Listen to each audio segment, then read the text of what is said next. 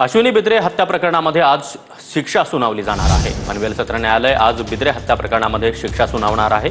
अभय कुरुंदकर दोषी आढळलाय आणि आज शिक्षा सुनावली जाणार आहे। अश्विनी बिद्रेची मुलगी आज कोर्टामध्ये हजर राहणार आहे।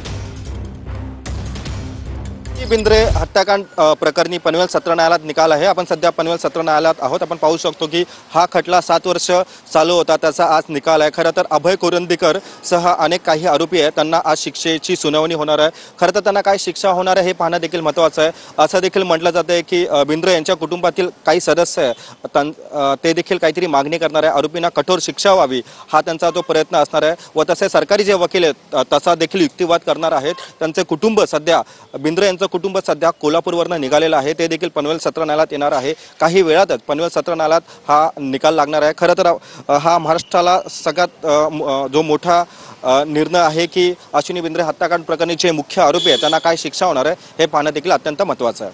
व्हिडिओ जर्नलिस्ट गणेश राटेसह मी रवी खरात, TV9 मराठी, पनवेल।